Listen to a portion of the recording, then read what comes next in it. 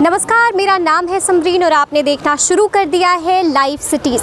इस कोरोना संकट के बीच बिहार में विधानसभा चुनाव होने वाले हैं और जब बिहार में चुनाव होने वाले हैं तो इसकी तैयारियां जो हैं वो ज़ोरों शोरों से शुरू हो गई हैं। आपको बता दें कि सभी पार्टियां इसकी तैयारी में जुट चुकी हैं, सभी पार्टियां बैठक कर रही हैं ताकि उनकी पार्टी को मजबूत किया जाए। साथ ही कोई वर्चुअल रैली कर रहा है तो कोई जनसंपर्क कर रहा है। आपको बता दें कि इस वक्त हम मौजूद हैं रणविजय सिंह। जी हाँ, ये वही रणविजय सिंह है जो आरजेडी छोड़कर जेडीयू का दामन जिन्होंने थाम लिया था। 23 जून को इन्होंने जेडीयू का दामन थाम लिया था और वो मुसलसल लगातार लोगों के बीच जा रहे हैं, बरहरा में जा रहे हैं। ये खुद को बरहरा का बेटा बता रहे हैं। तो आइए देखते हैं क्या तस्वीर है इस वक्त बरहरा की और क्या तस्वीर है इस वक्त जहां पर वो जनसंपर्क कर रहे हैं, वहां पर हम मौजूद हैं और आइए आपको तस्वीरें दिखाते हैं।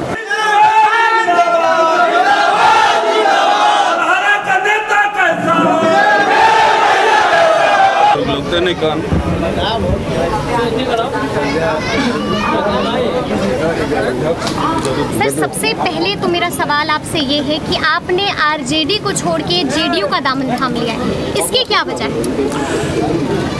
माननीय जो हमारे मुखिया हैं मुख्यमंत्री जी, उनके कार्यों को देखते हुए, उनके कार्य करने के तरीकों को देखते हुए, उनसे प्रभावित होकर हमने जनता के बीच जाने का फैसला किया। इसलिए हमने उनका दामन थामा और चूँकि यहाँ पे कार्य करने का कल्चर है ना, और किसी तरह का गुटबाजी और संशय की बात नहीं है। बहुत ही कहीं आप कह रहे हैं कि राजद में गुटबाजियाँ चलती हैं या फिर राजद में कार्य नहीं हो रहा है। मैडम, ऐसा है ना कि चूँकि अभी चुनाव का माहौल है ना, और राजद में क्या चलता है और यहाँ क्या चलता है, मैं क्यों आया इसका जवाब मैं आपको बता रहा हूँ कि माननीय मुख्यमंत्री जी से है ना, उनके काम करने के तरीके से प्रभावित होकर काम करना, चूँकि काम करने की इच्छा है, इसलिए हम लोग यहाँ पर 5 एमएलसी यहाँ आने का काम किए। और आते ही हमारे मुखिया माननीय मुख्यमंत्री जी ने हमारे कार्य सौंपा कि, और हमने उनसे बोला कि हम चूँकि बरहरा के बेटा हैं और हमको बरहरा घूमने का मौका दीजिए। उन्होंने तुरंत बोला कि आप बरहरा जाइए, वहाँ के लोगों से मिलिए, वहाँ के लोगों की समस्याओं को जानने की कोशिश कीजिए, यथासंभव जहाँ तक हो उनकी समस्याओं को दूर करने का काम कीजिए। अच्छा, आप लगातार खुद को बरहरा का बेटा कह रहे हैं, बरहरा का भाई तो कभी बरहरा का बेटा कह रहे हैं, तो आप लगातार जो है मुसलसल जनसंपर्क भी कर रहे हैं, तो क्या क्या मुद्दे सामने आए हैं बरहरा के? देखिए, सबसे पहला क्वेश्चन आपका कि बरहरा का बेटा क्यों कर रहे हैं? चूँकि हम राजापुर के यहीं के रहने वाले हैं, यहीं के निवासी हैं। हमारे पूर्वज, हमारे पिताजी, उनके पिताजी सब इसी मिट्टी से जुड़े हुए हैं। ये सब हमारे भाई लोग हैं, एक ही मिट्टी से हम जुड़े हुए हैं, इसलिए हम यहाँ के बेटा हुए, यहाँ के भाई हुए। अब रही बात समस्याओं की, तो अब तक हमने जितना गांव जाके लोगों के बीच में जुड़ने का काम किया, आप लोग को भी पता चला होगा, आपने दिखाने का काम भी किया है। मूल रूप से जो यहाँ समस्या है, वो समस्या यहाँ पर बिजली को लेके है, ट्रांसफार्मर को लेके है। बिजली है, ट्रांसफार्मर काम नहीं कर पाता है, कहीं ट्रांसफार्मर में लोड नहीं हो पाता है। बिजली बारिश होने का जब बिजली गरजती है तो बिजली के गिरने से ट्रांसफार्मर में कहीं आग जल जाता है। कहीं ना कहीं ट्रांसफार्मर को लेके, इसलिए कि आज सिंचाई को लेके लोग जो है वो बिजली पे डिपेंड हो गए हैं। बारिश टाइम से नहीं होना, सुखाड़ हो जाना, इसलिए चूँकि अभी धान का समय है, पानी पटाने की ज़रूरत है, तो लोगों में ये एक बड़ी समस्या है। उसके बाद जब रोड बने तो रोडों को जो लोग पहले थे उन्होंने मेंटेनेंस देखा नहीं, हो सकता है कि उनको लगा, और जो पिछले जो विधायक बरहरा विधानसभा से आए उस पर ज़्यादा टिप्पणी नहीं देना चाहते हैं, वो कहीं घूमने का काम ही नहीं किए।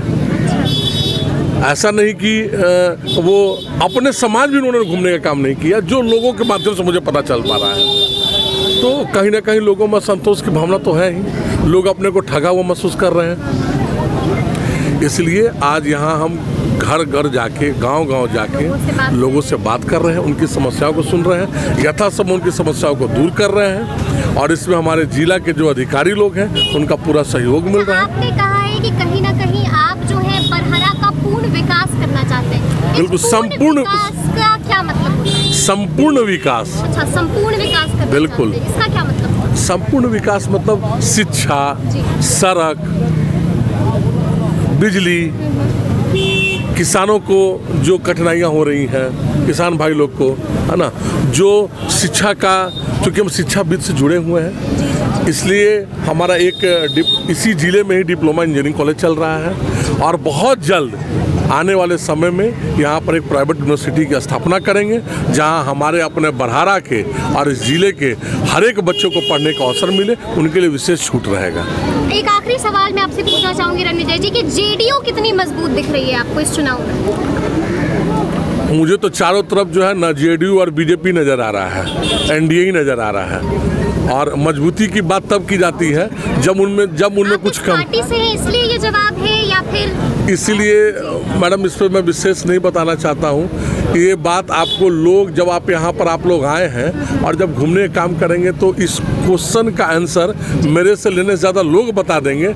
यहाँ चारों तरफ जो है ना एनडीए मय माहौल है और पूरा जेडीयू में माहौल है और लोगों में इतना बढ़ चढ़ के, चूँकि आप समझिए लोग पहले की बात नहीं है, लोगों में अब जिज्ञासा आ गई है, लोग विकास को चख चुके हैं। तो जो विकास हुआ है वो लोगों को नज़र आ रहा है। जो हमारे अभिभावक हैं उनको पता है कि 10 साल 15 साल पहले का क्या यहाँ समस्याएं थी, अभी यहाँ पर क्या क्या समस्याएं दूर हो गई हैं, 15 साल में क्या क्या चीज़ें चेंज हुई हैं।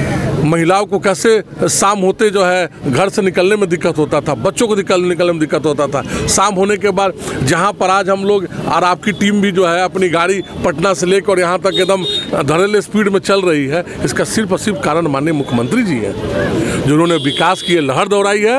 अब लोगों ने इसका मजा चख लिया है, अब वो बदलने वाले नहीं हैं। तो देखा आपने क्या कहा है रणविजय कुमार सिंह ने। रणविजय कुमार सिंह लगातार गांव-गांव जा रहे हैं, घर घर जा रहे हैं, लोगों के बीच जा रहे हैं, उनसे जनसंपर्क कर रहे हैं और उन्हें आश्वासन दे रहे हैं कि अगर उन्हें बरहरा से मौका मिला तो वो बरहरा का संपूर्ण विकास करेंगे। तो देखना काफ़ी दिलचस्प होगा कि आगे आगे क्या होता है। तो ऐसे तमाम अपडेट्स के लिए हमारे साथ बने रहें। कैमरामैन ऋषि के साथ मैं समरीन, लाइव सिटीज। शुक्रिया।